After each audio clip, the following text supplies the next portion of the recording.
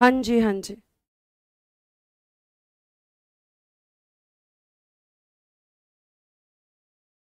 नमस्कार दोस्तों, मैं पारुल चौहान आप सभी का स्वागत करती हूँ आपके अपने परिवार रोजगार विद अंकित में। कैसे हैं आप सभी?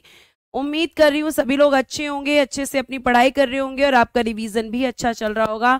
आप सभी प्यारे प्यारे बच्चों एक बार लाइव आ जाएंगे ताकि हम सेशन को स्टार्ट कर सकें और स्टार्ट कर सकें आज की क्लास। जैसा कि आप जानते हैं, कल मैंने आपको प्रस्तावना पढ़ाया था और प्रस्तावना में प्यारे बच्चों मैंने कल की क्लास में आपको बताया था आपके कुछ शब्दों का अर्थ और बेसिक चीजें मैंने आपको बताई थी। तो जल्दी से आप सभी लाइव आ जाएंगे, जल्दी से हरिओम, सचिन, मुस्कान, उसके बाद ईश्वर, पल्लवी, कैलाश, जतिन, सोनू, पंकज, यश, आरिफ, रॉबिन, शैलेश, नचिता, मुकेश, चंचल, सभी को मेरी तरफ से गुड इवनिंग, नमस्ते, राधे राधे, राम राम। प्यारे प्यारे बच्चों, कैसे हैं आप सभी? आई होप आप सभी अच्छे होंगे, अच्छे से अपनी पढ़ाई कर रहे होंगे और आपका रिवीजन भी अच्छा चल रहा होगा। जैसा कि आप जानते हैं प्यारे बच्चे, कल की क्लास में हमने आपकी प्रस्तावना की शुरुआत की थी, जिसमें प्रस्तावना में बेसिक चीजें बताते हुए मैंने आपको बताया था हम भारत के लोग भारत को संपूर्ण प्रभुत्व संपन्न, समाजवादी, पंथ निरपेक्ष, ये चार प्यारे बच्चों मैंने आपको बताए थे। और आज हम एक अगला वर्ड आपका समझेंगे जो है डेमोक्रेसी, जो है प्यारे प्यारे बच्चों लोकतंत्र। ठीक है, तो लोकतंत्र का मतलब क्या होता है, किसे हम लोकतंत्र कहते हैं, ये चीज हम बेटा ध्यान से देखेंगे। ठीक है, अब देखिएगा यहाँ पर, अब मैंने कल की तरह ही कि जैसे आपका पीडीएफ से आप डिटेल में चाहे पढ़ सकते हैं। ठीक है, और जो मैं बोर्ड पर लिखकर बता रही हूं वो आपका शॉर्ट में है। साथ साथ प्यारे प्यारे बच्चों, लोकतंत्र का एक सीधा सा मतलब होता है लोगों का तंत्र अर्थात जनता का शासन। प्यारे बच्चे, लोकतंत्र किसको कहते हैं, डेमोक्रेसी किसे कहते हैं? तो लोकतंत्र से तात्पर्य है लोगों का शासन अर्थात जनता का शासन, यही लोकतंत्र है। Democracy means the system of the people, the rule of the people, the rule of the people. लोगों का शासन ही, जनता का शासन ही लोकतंत्र का मतलब होता है। अब मैं इसे थोड़ा आपको लिखकर समझाने की कोशिश करती हूं। फोकस करेंगे प्यारे बच्चों बोर्ड पर। लोकतंत्र, ठीक है, लोकतंत्र यानी कि डेमोक्रेसी, लोकतंत्र यानी कि डेमोक्रेसी। अब जरा ध्यान से सुनना, लोक, लोक का मतलब है लोगों से, लोगों का तंत्र यानी कि सिस्टम ऑफ द पीपल, यानी कि system of the people, system of the people, लोगों का तंत्र। ठीक है प्यारे बच्चे, ये आपको ध्यान रखना है। अब लोगों का तंत्र का क्या मतलब है, यहां पे मतलब है प्यारे बच्चों कि जो हमारा भारत देश है, हमारे भारत देश में क्या होता है कि इस भारत के जो लोग हैं, ये लोग क्या बनाते हैं, ये लोग प्यारे बच्चे सरकार बनाते हैं। लोग क्या बनाते हैं, सरकार बनाते हैं। आप कहोगे मैम हम तो नहीं बनाते सरकार, हम तो नहीं है सरकार में। सोशलिस्ट का मतलब कल बता दिया है रोहित कुमार, प्लीज आप जाकर क्लास देखें। ठीक है, मुझे पता था कि मैंने कल कहां तक पढ़ाया है। कल लास्ट वर्ड मैंने आपको पंथ निरपेक्ष पढ़ाया था और कहा था कि कल की क्लास लोकतंत्र से शुरू होगी। प्रशांत, आपकी तरफ से प्रॉब्लम है, यहां से कोई प्रॉब्लम नहीं है। तो लोग सरकार बनाते हैं। अब सरकार कैसे बनती है, तो मैंने आपको बताया कि भारत में अगर हम बात करते हैं आपकी सरकार की, तो प्यारे बच्चे जो भारत देश है इसमें अगर आपको केंद्र में सरकार बनानी है, अगर प्यारे बच्चों हमें सेंट्रल गवर्नमेंट बनानी होती है, सेंट्रल गवर्नमेंट, तो किसके इलेक्शन होंगे, जल्दी से बताएं कमेंट बॉक्स में। और अगर राज्य सरकार बनानी है यानी कि स्टेट गवर्नमेंट को फॉर्म करना है, तो किसके इलेक्शन होंगे, जल्दी से बताएंगे। जल्दी से आप मुझे बताएंगे कि सरकार बनाने के लिए क्या किया जाता है भारत में। और आपकी क्लास मंडे से मैं 1.5 घंटे लूंगी, ये ध्यान रखिएगा, आपको इसके लिए मेरा साथ देना होगा। और कल संडे है तो कल 2 घंटे भी हो सकती है। मैं अब जीडी की क्लास प्यारे बच्चे 1.5 घंटे एटलीस्ट लूंगी और आपको इसमें मुझे सपोर्ट करना पड़ेगा, वो जरूरी है ताकि सिलेबस समय से पूरा हो और आपको यहां पर टाइम मिले रिवीजन का। ठीक है, बहुत बढ़िया। जो बच्चे सही कह रहे हैं कि मैम डायरेक्ट इलेक्शंस होते हैं, तो लोकतंत्र में क्या होता है कि लोकतंत्र में सरकार बनती है। अब ये जो सरकार बनाते हैं ये लोग बनाते हैं कैसे? तो प्यारे बच्चे, केंद्र सरकार बनाने के लिए लोकसभा का इलेक्शन होता है, लोकसभा। और प्यारे बच्चों, राज्य में सरकार बनाने के लिए विधानसभा का इलेक्शन होता है। इन दोनों का क्या होता है? प्रत्यक्ष निर्वाचन होता है। इन दोनों का प्यारे बच्चे डायरेक्ट इलेक्शन होता है, ये मैंने आपको बताया है। ठीक है, यानी कि जो सरकार बनती है वो कैसे बनती है? तो मैम लोकसभा में हम एमपीस को चुनते हैं, हमारे लोग, और विधानसभा में एमएलएस को चुनते हैं। यानी लोकसभा और विधानसभा के प्रत्यक्ष निर्वाचन के द्वारा हम दोनों जगह पर सरकारों की स्थापना करते हैं, दोनों जगह पर सरकारें बनाते हैं, आपको मैंने बताया था। टाइमिंग सुबह में करवा दूंगी मैं, ठीक है, क्योंकि आप लोगों की रिक्वेस्ट है कि प्लीज मैम सुबह ले लीजिएगा क्लास, तो सुबह में रहेगी। सुबह में कितने बजे ये एग्जैक्ट नहीं बता सकती, अभी मैं शेड्यूलिंग टीम से बात करूंगी और उसके बाद आपकी यहां पर क्लास को शेड्यूल करवाऊंगी। ठीक है, अब देखिएगा यहां पर, तो ये जो आपका प्रत्यक्ष निर्वाचन होता है, या हम अगर इसकी बात करते हैं डायरेक्ट इलेक्शन, तो किसके लिए? सरकार के लिए। अब आप मुझे बताओ कि वोटिंग कौन देता है? तो मैम लोग देते हैं, यानी कि लोग डायरेक्टली सरकार नहीं बनाते बल्कि अपने प्रतिनिधियों के माध्यम से बनाते हैं। 6:15 पर हिंदी शुरू होती है, ठीक है, एक बार देख लिया जाएगा क्लास के टाइम को, मैं एक बार मैनेज करने की कोशिश करती हूं। ठीक है, अगर हिंदी की क्लास क्लैश कर रही है तो क्लास का टाइम चेंज कर लेंगे, लेकिन 1.5 घंटे क्लास लेना पड़ेगा। अब आप मेरी बात सुनिए, मैं आपकी सारी चीजों को देखते हुए ही आपका टाइम करूंगी। ठीक है, अब ध्यान से सुन लो मेरी बात। अगर नहीं सुनोगे, कमेंट करते रहोगे तो फिर समझ में नहीं आएगा, फिर कमेंट करोगे कि मैम समझ में नहीं आ रहा। ठीक है, फिर आप कहोगे समझ में नहीं आ रहा। चलो अब ध्यान से सुनो, 10 बजे ठीक है, 10 बजे कोशिश करूंगी आपकी क्लास लेने की, अगर कोई टाइमिंग क्लैश नहीं हुई तो। ठीक है, अब ध्यान से सुनना। तो यहां पे प्यारे बच्चों, अब लोगों ने क्या बनाई? सरकार। तो सरकार किसने बनाई? लोगों ने। लेकिन मैम यहां पर लोगों ने जो सरकार बनाई है वो कैसे बनाई है प्यारे बच्चे? तो हम ये कह सकते हैं कि भारत में अप्रत्यक्ष लोकतंत्र है, अप्रत्यक्ष लोकतंत्र है, यानी कि प्यारे प्यारे बच्चों इनडायरेक्ट डेमोक्रेसी है। इनडायरेक्ट डेमोक्रेसी क्यों है मैम? इनडायरेक्ट डेमोक्रेसी क्यों कह रही हो आप? क्योंकि बेटा लोग खुद शासन नहीं कर रहे, क्योंकि लोग खुद शासन नहीं कर रहे, क्योंकि प्यारे बच्चे भारत में प्रतिनिधियों के माध्यम से शासन, भारत में प्रतिनिधियों के माध्यम से शासन, प्रतिनिधियों के माध्यम से शासन। अब ये प्रतिनिधि कौन होते हैं मैम? तो बेटा एमपी और एमएलए होते हैं।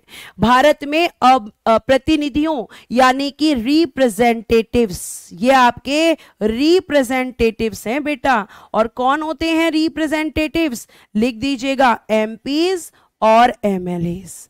यानी कि जनता क्या करती है? ध्यान से सुनो दोबारा, जनता क्या करती है प्यारे बच्चे? जनता जो है अपने एमपी एमएलए को वोटिंग के थ्रू ये पावर देती है, ये शक्ति देती है कि आप हमारी तरफ से जाओ और हम आपको शक्ति देते हैं वोट देकर, और आप हमारी तरफ से सरकार बनाओ। यानी हम किसके माध्यम से शासन करते हैं?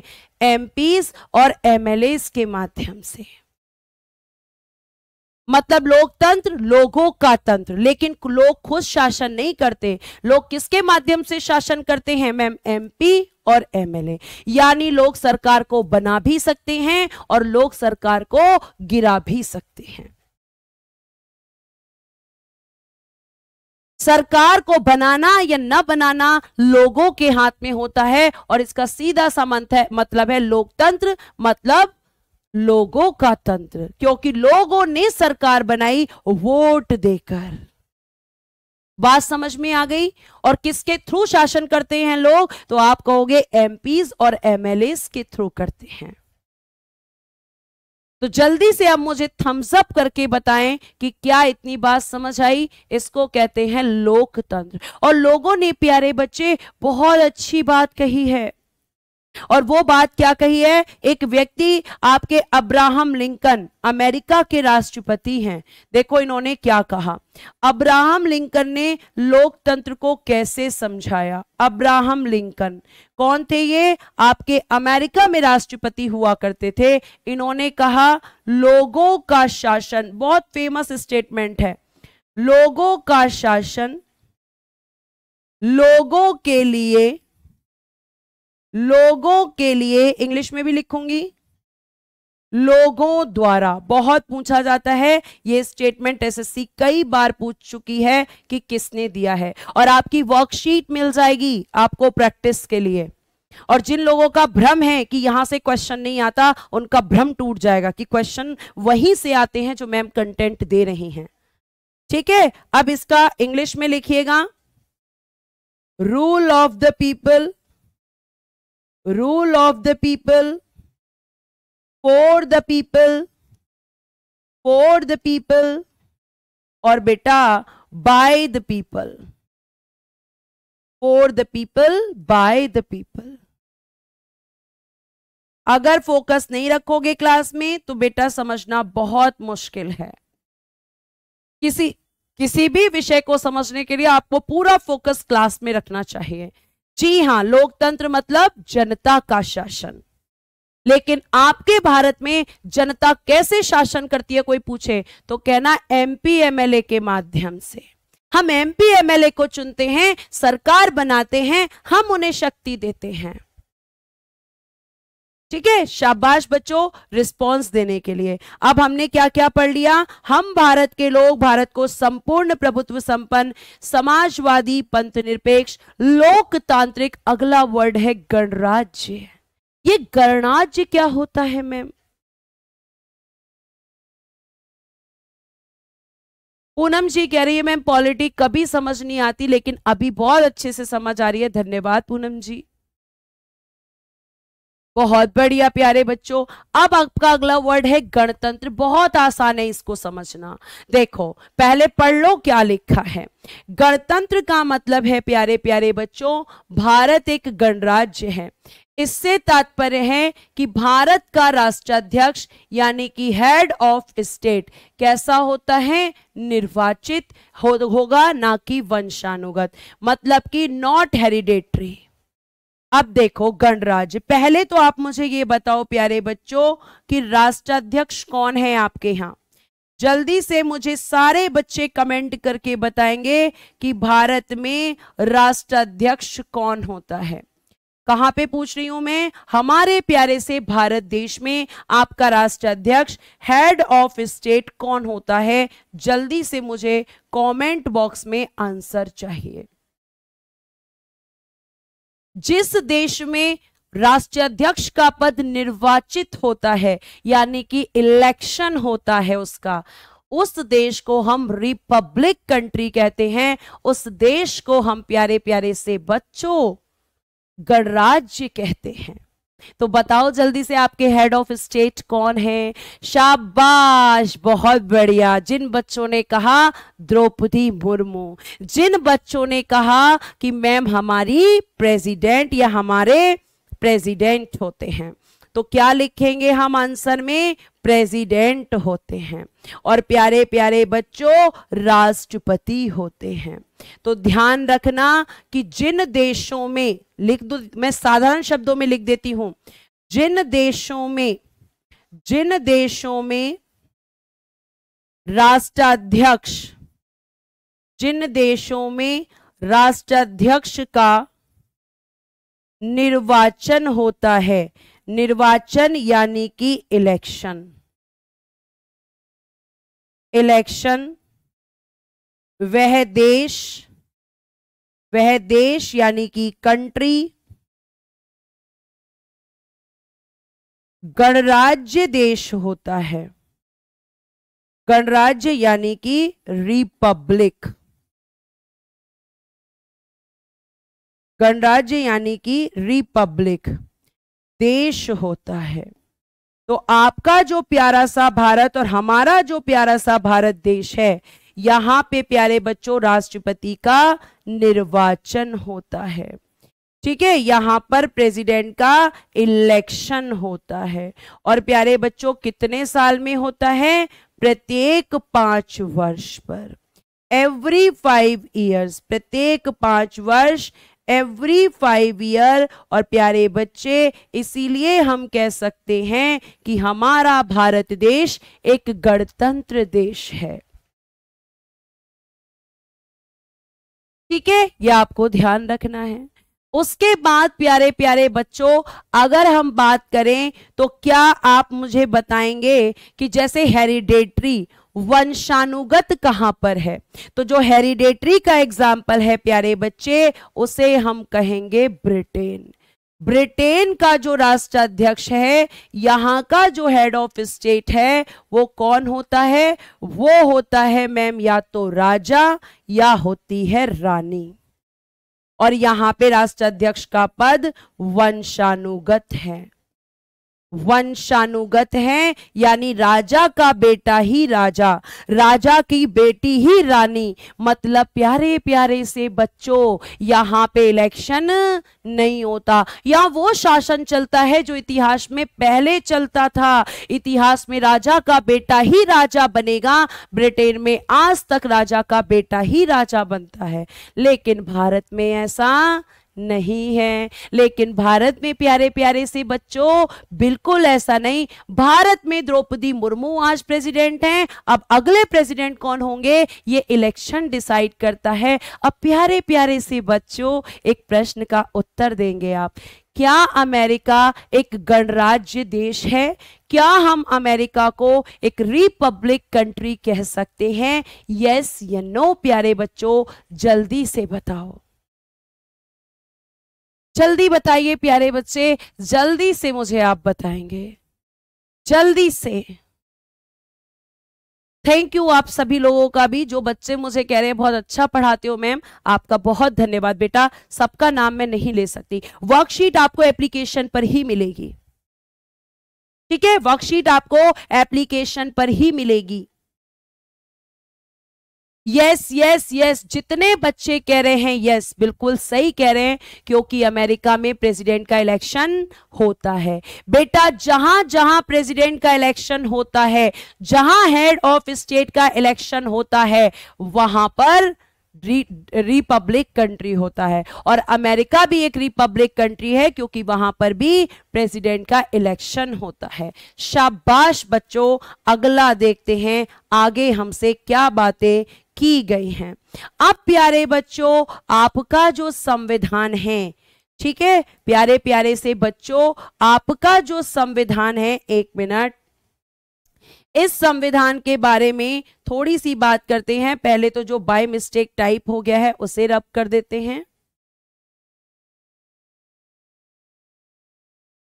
चलो अब ध्यान से सुनना मेरी बात, बहुत ध्यान से आप सुनेंगे, इधर देखिएगा जरा ध्यान से।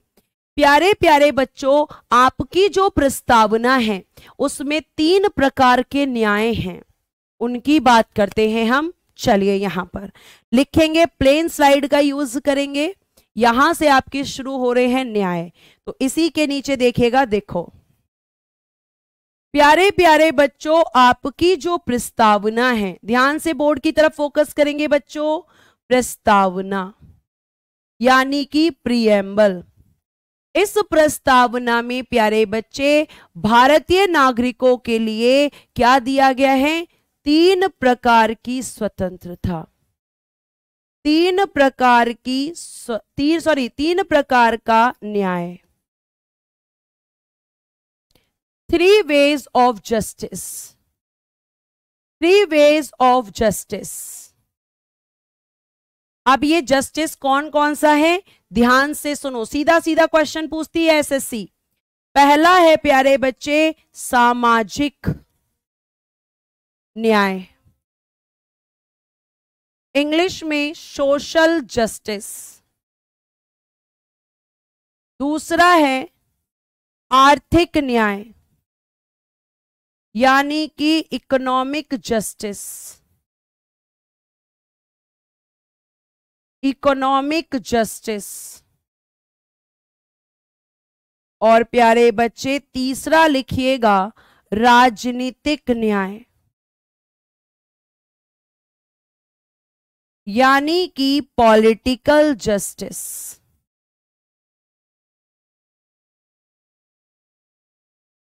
पॉलिटिकल जस्टिस, सामाजिक, आर्थिक और राजनीतिक न्याय, ये तीन तरह के न्याय आपके संविधान में हैं और आप मुझे ये बताएंगे ये तीनों न्याय हमने किस देश के संविधान से लिए हैं। जल्दी बताइए ये तीनों न्याय हमने किस देश के, तब तक मैं आपको समझाती हूं।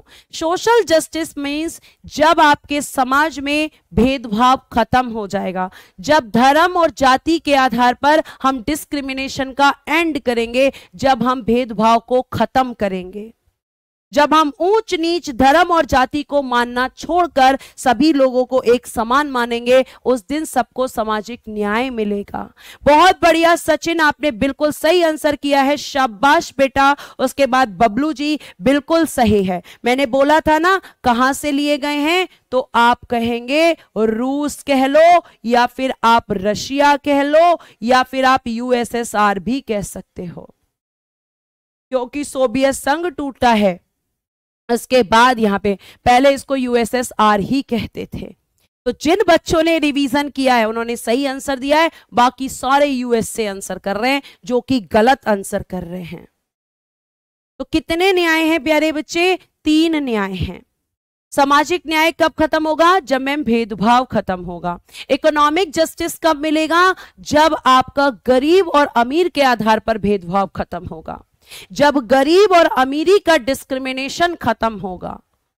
उसके बाद राजनीतिक न्याय कब मिलेगा? राजनीतिक न्याय मैम उस दिन मिलेगा जिस दिन सभी लोगों को मतदान का अधिकार होगा और सभी लोग जो हमारे यहां इलेक्शन होते हैं, निर्वाचन होते हैं, उनमें भाग ले पाएंगे। इनको कहते हैं 3 न्याय। आपकी प्रस्तावना में सीधा प्रश्न आता है, तीनों कहां से लिए गए हैं? रशिया से। ठीक है, 2 से 3 प्रश्न होते हैं बेटा पॉलिटी से, बस। आगे देखिए, उसके बाद प्यारे बच्चे आपके संविधान में आपकी संविधान की प्रस्तावना में यहां पे प्यारे प्यारे बच्चों आपका क्या होता है? 1 मिनट रुक जाइएगा, 1 मिनट 1 मिनट 1 मिनट।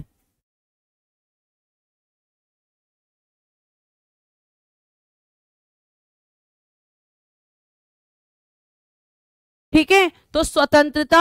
अब यहां पे प्यारे बच्चों एक चीज ठीक करना, वो चीज मुझे क्या ठीक करानी है प्यारे बच्चे? देखिएगा, यहां पे एक वर्ड लिखा हुआ है फ्रीडम, यहां पर भी लिखा हुआ है फ्रीडम। ये गलत है, यहां फ्रीडम वर्ड यूज नहीं होगा। यहां क्या यूज होगा? 1 मिनट, उसके लिए मैं स्लाइड को नीचे लेकर आऊंगी और मैं यहां पर लिखने वाली हूं इस स्लाइड पर इसकी जगह कि यहां, अच्छा नीचे लाते ही फ्रीडम आ गया वापस, भाई ऊपर ही कर देते हैं वापस।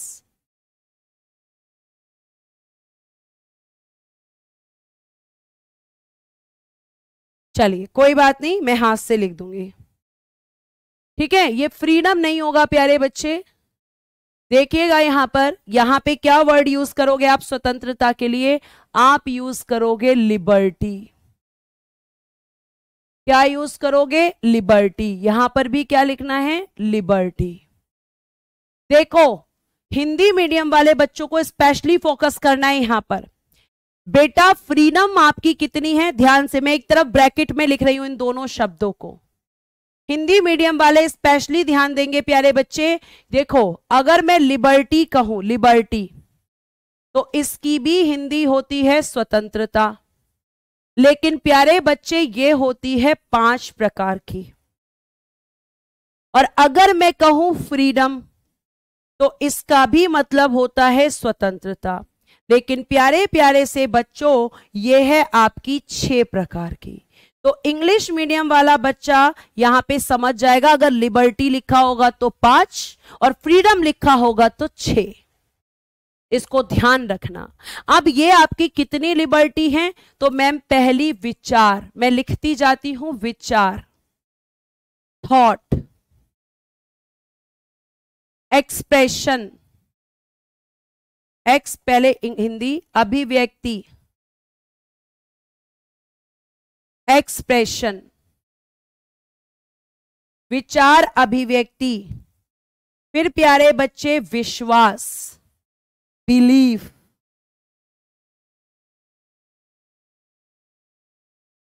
फिर आपका धर्म, रिलीजन,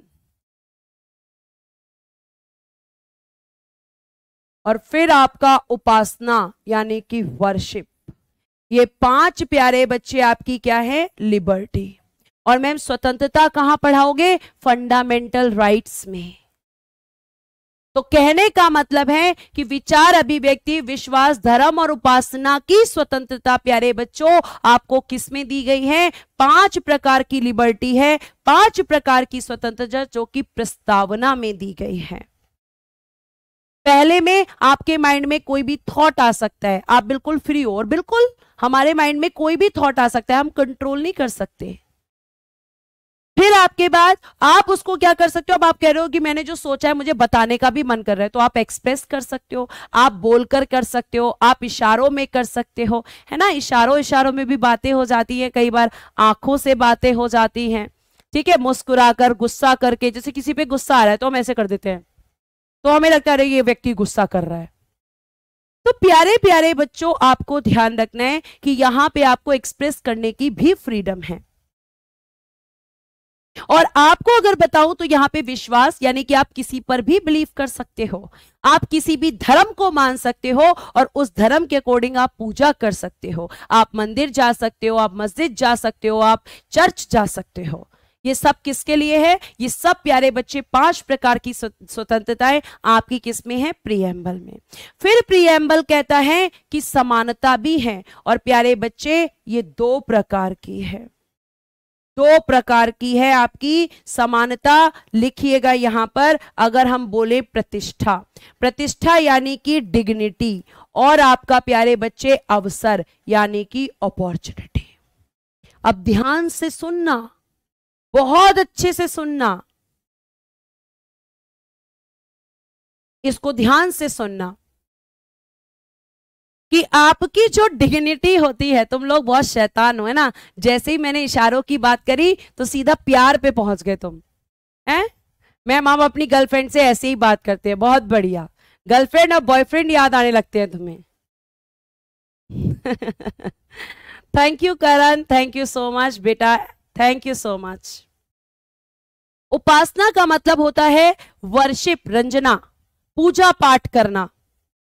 आप अपने धर्म के अकॉर्डिंग पूजा पाठ कर सकते हो। लिखा हुआ है देखो, वर्शिप इंग्लिश में पूजा पाठ, ठीक है। अब यहां पे आपका पहला क्या है कि किस चीज की स्वतंत्रता है? डिग्निटी की। हर व्यक्ति को प्यारे बच्चे ये समानता है कि वो एक डिग्निटी के साथ इस समाज में रह सकता है, और आप उसकी डिग्निटी को ठेस नहीं पहुंचा सकते। आप उसकी डिग्निटी को ठेस नहीं पहुंचा सकते, आप उसे गलत नहीं कह सकते। जैसे पहले के समय में निम्न जाति के लोगों को उच्च जाति के लोगों के द्वारा ठेस पहुंचाई गई, उनकी डिग्निटी को ठेस पहुंचाई गई, तो कहा गया डिग्निटी का अधिकार सबको है। अमीर को, गरीब को, हिंदू को, मुस्लिम को, सिख को, सबको डिग्निटी का अधिकार है। सबकी एक प्रतिष्ठा है और हर व्यक्ति प्रतिष्ठा के साथ समाज में रह सकता है। ठीक, आगे देखिएगा, अपॉर्चुनिटी यानी कि अवसर। यह कहा गया कि सभी को समान अवसर मिलना चाहिए। क्या मिलना चाहिए? समान अवसर, इक्वल अपॉर्चुनिटी मिलनी चाहिए, समान अवसर मिलना चाहिए। और ये किस में? तो मैं कहूंगी कि भैया रोजगार में, यानी कि एम्प्लॉयमेंट में। और अगर आपकी भाषा में समझाऊं तो कौन से एम्प्लॉयमेंट में? गवर्नमेंट गवर्नमेंट जॉब में जिसकी तैयारी प्यारे प्यारे बच्चे आप कर रहे हैं। ठीक है, जिसकी तैयारी प्यारे प्यारे बच्चों आप कर रहे हो उसको हम क्या कहते हैं, गवर्नमेंट जॉब। और उसमें सबको इक्वल अपॉर्चुनिटी है। अगर आपके पास योग्यता है तो आप अपनी योग्यता के अनुसार आप कोई भी गवर्नमेंट जॉब के फॉर्म को फिल कर सकते हो। वहां ये नहीं लिखा रहता है कि आप हिंदू हो तो ही भर सकते हो, या ये नहीं लिखा रहता कि आप मुस्लिम हो तो आप लिख सकते हो। ठीक है, आपका बहुत धन्यवाद। इतना भावुक मत करो कि मैं क्लास में ही रोना शुरू कर दूं। बात समझ में आई? आज आपको चीजें समझ में आ रही हैं? समझ में आना चाहिए। ठीक है, आगे चलते हैं। तो ये प्यारे प्यारे बच्चों आपका क्या है, आपकी प्रस्तावना। अब इस प्रस्तावना में इसके अलावा कुछ और भी शब्द हैं, हम उन पर भी चर्चा कर लेते हैं। ठीक है, अब देखिएगा यहां पे क्या शब्द हैं, आप डिटेल में आराम से पीडीएफ से पढ़ना, मैं डिटेल में नहीं पढ़ाऊंगी, मैं तो आपको चीजें शॉर्ट में बताऊंगी। आपको अपनी कॉपी में वही लिखना है जो मैं बोर्ड पर लिख रही हूं, पीडीएफ नहीं लिखनी है। पीडीएफ लिख के आपके पास आ जाएगी अपने आप। ठीक है, आगे देखिए प्यारे बच्चे। आगे फिर अगर हम बात करेंगे तो आपकी प्रस्तावना में कहा गया है कि हमारे जो भारत के लोग हैं उन सब के बीच में एकता होनी चाहिए। एकता यानी कि यूनिटी। और ये यूनिटी कैसी होनी चाहिए, बंधुता, यानी कि प्यारे बच्चे भाईचारा, जिसे हम इंग्लिश में कहते हैं फ्रेटर्निटी। एक मिनट, जिसे हम इंग्लिश में कहते हैं फ्रेटर्निटी। एकता, बंधुता और प्यारे बच्चे आपका स्वतंत्रता, एकता, बंधुता और अखंडता, जो आपने पढ़ा था 42वां संविधान संशोधन, इंटीग्रिटी। देखो, एकता का क्या मतलब होता है, एक साथ रहना। और बंधुता का मतलब है कि ऐसे एक साथ रहना जैसे भाई रहते हैं। और प्यारे प्यारे से बच्चों, भाइयों की जो एकता है जैसे उसको कोई नहीं तोड़ सकता, ऐसे ही हम सब भारत के नागरिकों को आपस में कैसा रहना चाहिए, भाइयों की तरह। और एक ऐसी एकता विकसित करनी चाहिए। अखंडता का मतलब होता है जिसे कभी तोड़ा ना जा सके, जिसे कभी तोड़ा ना जा सके, जिसका कभी खंडन ना किया जा सके, जिसे कभी तोड़ा ना जा सके। अखंडता यानी हमें एक अखंड भारत का निर्माण करना है। क्यों क्यों करना है अखंड भारत का निर्माण? ताकि फिर से कोई अंग्रेज आकर यहां शासन ना करने लग जाए। ठीक है, लेकिन प्यारे बच्चे ये सब किताबी बातें हैं। हमारे देश में अगर ऐसी यूनिटी होती तो जाति और धर्म के नाम पर दंगे नहीं होते, हम आपस में सांप्रदायिक दंगे नहीं करते, हम लड़ते नहीं, आए दिन हमारे यहां पर झगड़े नहीं होते। ठीक है, यह आपको ध्यान रखना है। उसके बाद प्यारे बच्चे एक लास्ट क्वेश्चन जो प्रस्तावना से पूछा जाता है, स्वतंत्रता यानी कि लिबर्टी, और आपकी प्रस्तावना में जो समानता है दो प्रकार की, स्वतंत्रता, समानता यानी कि इक्वालिटी, और प्यारे बच्चों जो हमने अभी पढ़ा बंधुत्व, जो हमने अभी पढ़ा बंधुत्व यानी कि फ्रेटर्निटी, बंधुत्व यानी कि फ्रेटर्निटी। ये आपके शब्द कहां से लिए गए हैं? ये शब्द फ्रांस से लिए गए हैं।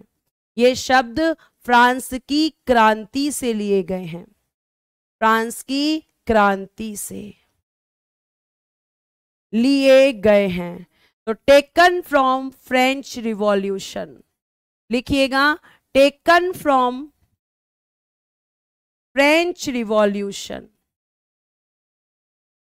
French revolution. ये थी आपकी प्रस्तावना और उससे आने वाले प्रश्न।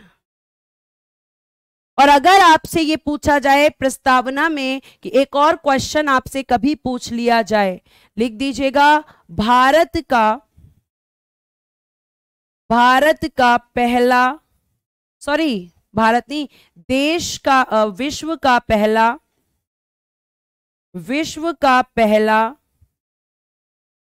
पंथ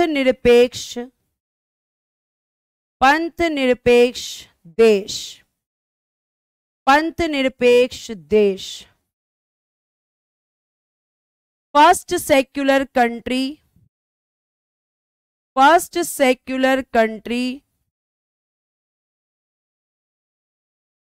इन द वर्ल्ड।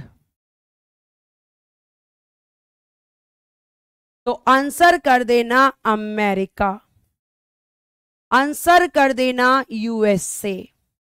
सबसे पहले जो कंट्री बना सेक्युलर कंट्री वो था यूएसए। ठीक है, ये आपको ध्यान रखना है। अब प्यारे बच्चों, इसके बाद अब आपका शुरू होगा एक नया चैप्टर जिसमें मैं आपको बताऊंगी, 1 मिनट, सबसे पहले हम मैप को ऊपर लेकर जाते हैं।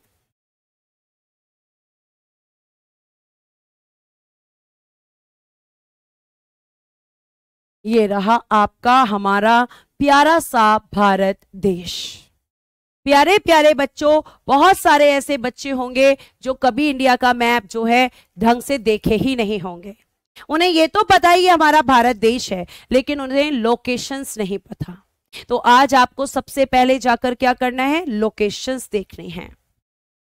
और लोकेशन क्षेत्र प्रदेश यानी कि 8 यूनियन टेरिटरीज। अब 8 यूनियन टेरिटरीज आपके कौन कौन से हैं, ऊपर से देखना, सबके नाम बता दूं एक बार, और स्टेट आप जाकर आज से खुद देखेंगे मैप में।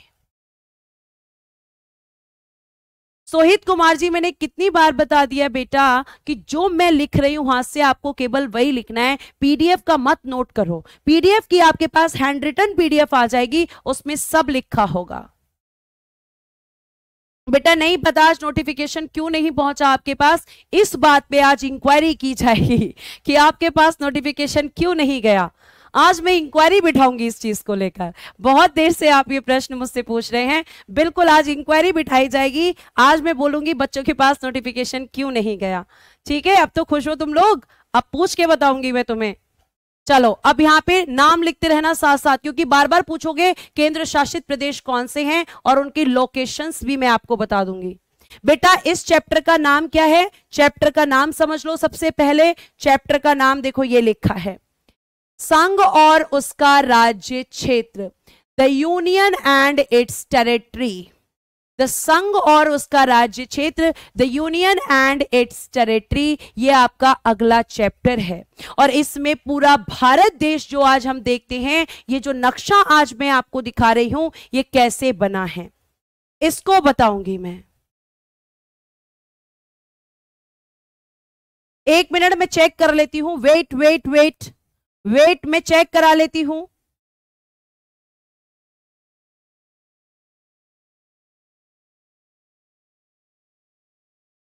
वेट बेटा मैं चेक करा रही हूं प्रॉब्लम।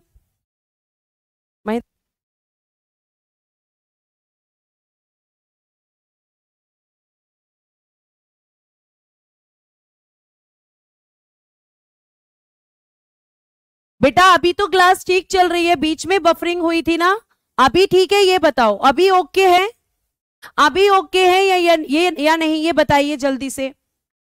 बेटा अभी बफरिंग हुई थी थोड़ी देर के लिए, लेकिन अभी ठीक है या नहीं, अभी ठीक है या नहीं, अभी का बताओ, अभी का स्टेटस क्या है बताइए जल्दी। अब ठीक है ना, अब ठीक है, तो चलो अब पढ़ लो, अब पढ़ लो ध्यान से पढ़ लो, आगे देखो यहां पर मेरी बात। ठीक है, अब ठीक है ना, पढ़ो अब ध्यान से। तो अब आप देखो, सबसे पहले मैं आपको यूटीज की लोकेशन दिखाती हूं। सबसे पहला केंद्र शासित प्रदेश है जम्मू कश्मीर। ठीक है, उसके भी ऊपर है प्यारे बच्चे लद्दाख। एक आपका लद्दाख, दूसरा आपका जम्मू कश्मीर। सबसे ऊपर लद्दाख, फिर जम्मू कश्मीर, फिर नीचे आओ तो आपका चंडीगढ़। फिर उसके भी नीचे आओगे तो आपको देखने के लिए मिलेगा दिल्ली। कितने हो गए? 4। तो लद्दाख, जम्मू कश्मीर, चंडीगढ़ और दिल्ली। उसके बाद आ जाओ वेस्ट साइड में। देखो कुछ बच्चों को यह भी नहीं पता होता, यह भारत का उत्तर है, यानी कि नॉर्थ इंडिया कहते हैं इसको, नॉर्थ इंडिया। ज्योग्राफी में पढ़ा होगा। ये प्यारे बच्चे नीचे आपका साउथ इंडिया है, साउथ इंडिया यानी कि दक्षिण भारत। ठीक है, दक्षिण भारत है ये आपका, दक्षिण भारत। उसके बाद इधर ये है आपका वेस्ट इंडिया, यहां से शुरू होता है वेस्ट इंडिया। एक मिनट, आपका जो वेस्ट इंडिया वाला पार्ट है वो यहां से है, यानी कि पश्चिमी भारत, वेस्ट इंडिया, पश्चिमी भारत, वेस्ट इंडिया। और प्यारे बच्चों इधर की तरफ अगर आप जाएंगे तो यहां से एक लाइन पास होती है और ये 2 पार्ट में डिवाइड करती है। ये है आपका जो है ईस्ट इंडिया। जिसको पता था अच्छी बात है, जिसको नहीं पता मैंने आपको बता दिया, पूर्वी भारत। ठीक है, ये अब आप देखेंगे वेस्ट साइड में कौन कौन से आपके केंद्र शासित प्रदेश हैं। नॉर्थ में आपके इधर 4 हो गए, वेस्ट में प्यारे बच्चों एक है आपका दमन एंड द्वीप एंड दादर नागर हवेली। दादर नागर हवेली एंड दमन द्वीप यहां पर है। उसके बाद प्यारे बच्चे इसके थोड़ा सा नीचे आओगे तो आपको दिखेगा लक्षद्वीप, फिर आपको इधर ही दिखेगा पुदुचेरी। ये रहा, कितने हो गए? 4 और 3 7। 8वां कहां पर है? सॉरी, पुदुचेरी इधर, आई एम सॉरी, ये रहा Puducherry, I am really sorry, ये रहा पुदुचेरी। फिर आप इधर आओगे तो यहां दिखेगा अंडमान एंड निकोबार आइलैंड। ये आपके 8 केंद्र शासित प्रदेश हैं।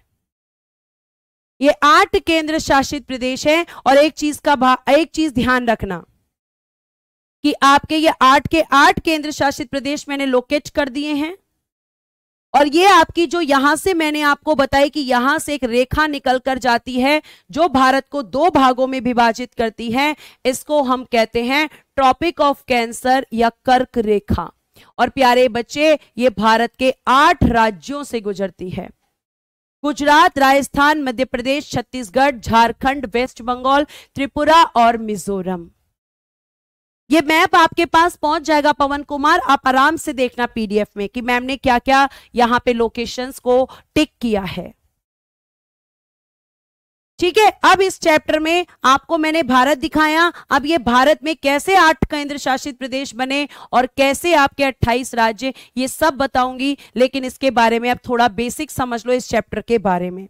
हम आपको पढ़ा रहे हैं बेटा संघ और उसका राज्य क्षेत्र, संघ और उसका राज्य क्षेत्र। ठीक है, यानी कि the union and it's territory.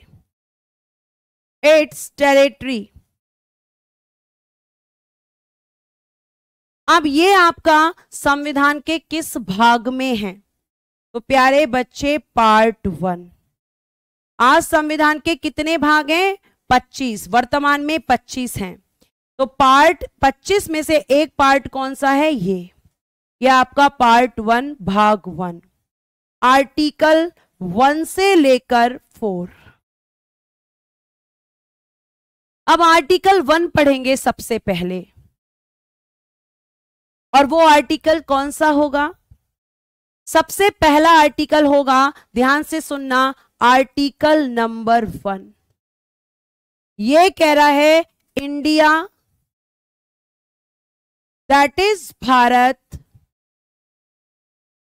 India that is Bharat, a union of states, a union of states. English में, हिंदी में लिखो, इंडिया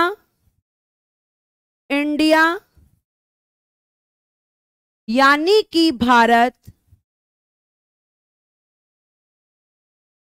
यानी कि भारत राज्यों का संघ है, राज्यों का संघ है।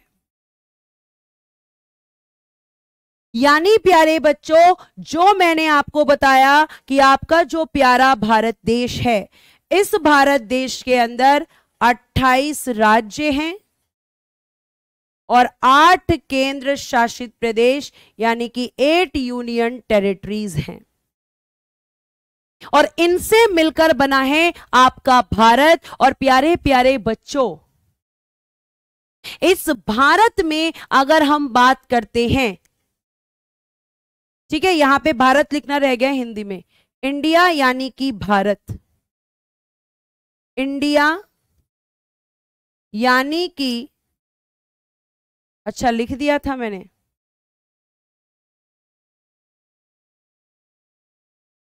इंडिया यानी कि भारत। अब देखो, ये आर्टिकल बस इतना बता रहा है कि आपका जो या हमारा जो प्यारा सा भारत देश है, इस भारत देश में 28 राज्य और 8 केंद्र शासित प्रदेश हैं, और ये आपका किससे बना है? राज्यों का संघ है। इस स्टेट से मिलकर एक यूनियन बना है, जैसे कि प्यारे बच्चे की ये यूनियन है, आप मान के चलो कि एक संघ है, और ये जो संघ है, इस संघ के अंदर कौन है? स्टेट्स हैं और मैम यूटीज हैं, और इन सब से मिलकर ही ये संघ बना हुआ है। किसी भी स्टेट या किसी भी यूटी को, बेटा पार्ट 22 ओरिजिनल कॉन्स्टिट्यूशन में थे रुद्र प्रताप, वर्तमान में 25 हैं। जो आप बोल रहे हो कि वर्तमान में 25 नहीं है 22 हैं, वो गलत बोल रहे हो। पार्ट 22 आपके ओरिजिनल कॉन्स्टिट्यूशन में थे। मैंने संविधान सभा जब पढ़ाई और संविधान का निर्माण जब करवाया है, वहां पर भी लिखवाया है। आर्टिकल का मतलब होता है अनुच्छेद। अतुल तिवारी, अनुच्छेद। आपके पूरे संविधान में कितने अनुच्छेद हैं? कितने हैं टोटल? आपके 395 ओरिजिनल कॉन्स्टिट्यूशन में थे, और अगर आज आप काउंटिंग करने बैठोगे तो काउंटिंग से 465 प्लस, और अगर केवल आर्टिकल पूछोगे तो 448 हैं, 448, लेकिन काउंटिंग के सापेक्ष में तो 465 प्लस हैं।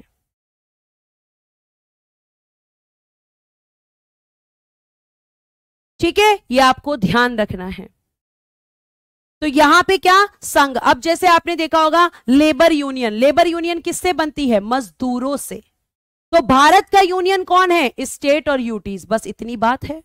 और भारत के लिए कौन कौन से शब्द यूज किए गए हैं आपके संविधान में? इंडिया और भारत। हिंदुस्तान वर्ड कोई यूज नहीं करता है। आपके भारत के केवल 2 ही नाम है अकॉर्डिंग टू कॉन्स्टिट्यूशन, और वो कौन से हैं? तो आप कहोगे कि इंडिया और भारत। क्लियर है?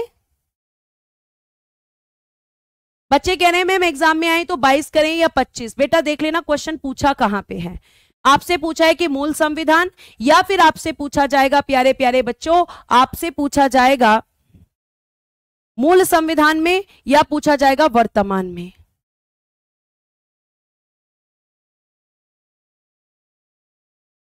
ठीक है, ये आपको पता होना चाहिए। उसके बाद प्यारे बच्चों आपका आर्टिकल 1 हो गया। अब देखो आर्टिकल 2। आर्टिकल 2,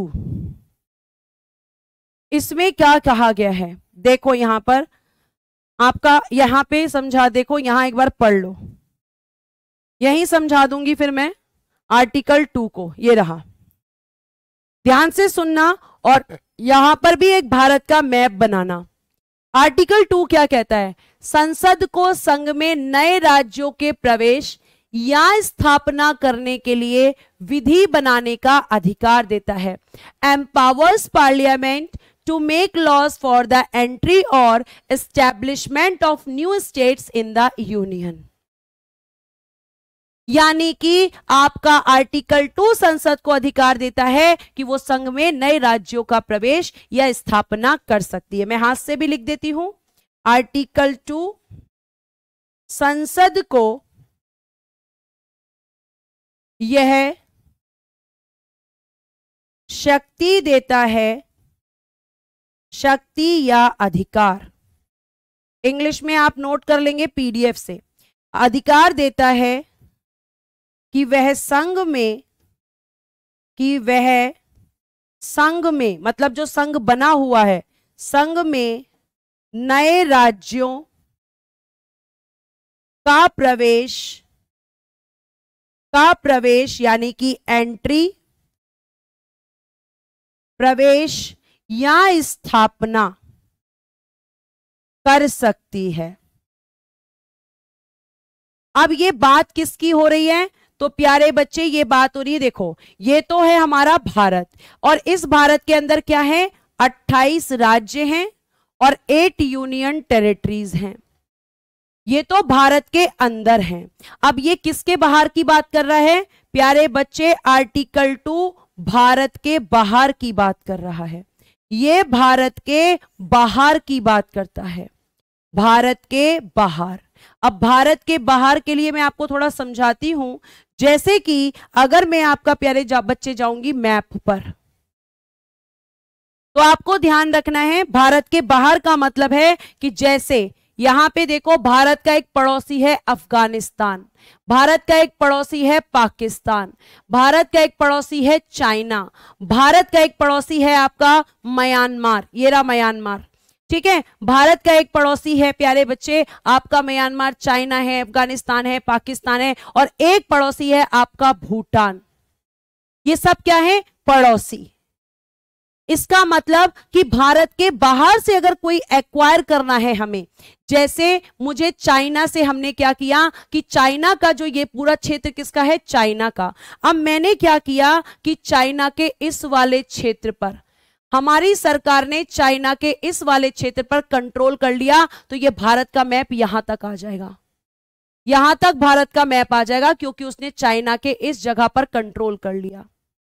तो ये किस आर्टिकल के थ्रू होगा? आर्टिकल 2। यानी कि भारत में अगर कोई भी बाहर से लाकर कोई क्षेत्र भारत में शामिल किया जाता है तो वो आर्टिकल 2 में होता है। और प्यारे बच्चों इसका एक एग्जाम्पल है, ध्यान रखिएगा, एग्जाम्पल लिखिएगा, उदाहरण लिखिएगा आपका सिक्किम, सिक्किम और प्यारे बच्चों गोवा। ये दोनों पहले भारत के संघ में शामिल नहीं थे।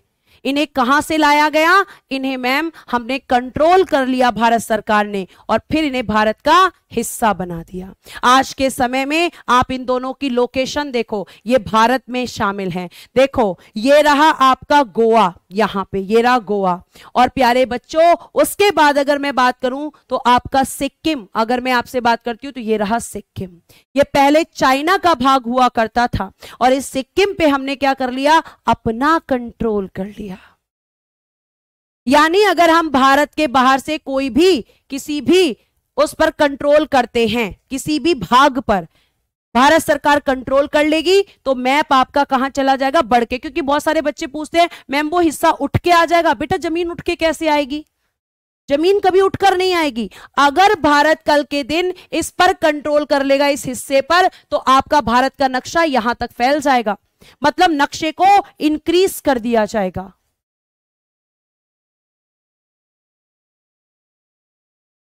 नेपाल भी पड़ोसी है मुस्कान भारती जी, मैंने कब कहा नेपाल नहीं है पड़ोसी? ये रहा नेपाल, भारत का पड़ोसी देश है।